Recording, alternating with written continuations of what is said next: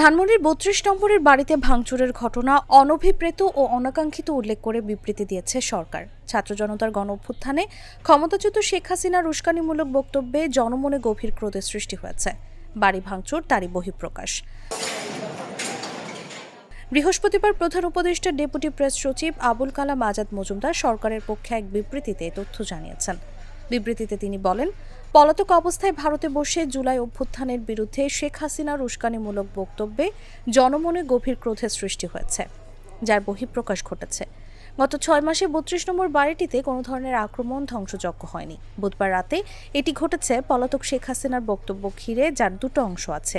একটা অংশ হলো জুলাই গণ অভ্যুত্থানে যারা আত্মদান করেছেন শেখ হাসিনা তাদের অবমাননা করেছেন। শহীদের মৃত্যু সম্পর্কিত অবান্তর, আজগুবি ও বিদ্বেষমূলক কথা বলে পলাতক শেখ হাসিনা জুলাই গণ অভ্যুত্থানকে অবজ্ঞা ও অশ্রদ্ধা করেছেন। দ্বিতীয়ত, শেখ হাসিনা দুর্নীতি, সন্ত্রাস ও অমানবিক প্রক্রিয়ায় নিপীড়ন চালিয়ে ক্ষমতায় থাকাকালীন যে সুরে কথা বলতেন, গণ অভ্যুত্থানের মুখে পালিয়ে যাওয়ার পরেও তিনি একই হুমকি ধমকি সুরে জুলাই গণ অভ্যুত্থানে অংশ নেওয়া প্রতিটি মানুষের বিরুদ্ধে কথা বলে চলেছেন, হুমকি ধমকি দিচ্ছেন। শেখ হাসিনা দেশে অস্থিতিশীলতার সৃষ্টির হুমকি দিয়েছেন। মানুষের মনে জুলাই গণহত্যা নিয়ে যে ক্ষত রয়েছে, সেই ক্ষতকে শেখ হাসিনা একের পর এক আঘাত করে চলেছেন। তার এই সহিংস আচরণের প্রতিক্রিয়া হিসেবে ৩২ নম্বরের বাড়ি ভাঙচুরের ঘটনা ঘটেছে।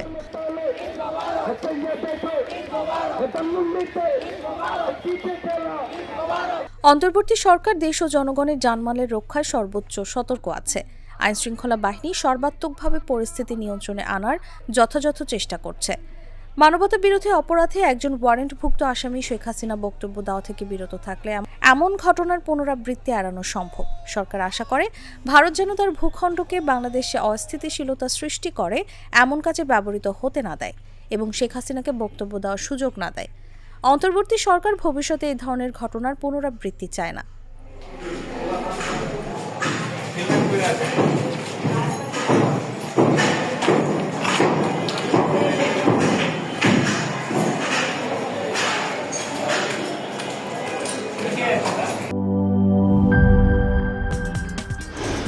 কি boss, vital match, tough opponent, tension? Come on bro, অপোনেন্টকে নিয়ে ভাবার সময় আছে। আসল অলরাউন্ডারের কাজই তো হলো যে কোনো টাফ সিচুয়েশনে টিমকে অলরাউন্ড প্রোটেকশন দেওয়া। জাস্ট লাইক মাই টাইলক্স, যার অ্যান্টিব্যাকটেরিয়াল এজেন্ট টয়লেটের কোনায় কোনায় পৌঁছে ৯৯% জীবাণু ধ্বংস করে, টয়লেটের কঠিন দাগ ও দুর্গন্ধ দূর করে টয়লেটকে রাখে ক্লিন আর সুবাসিত। টাইলক্স টয়লেট ক্লিনার, ক্লিন মানেই টাইলক্স।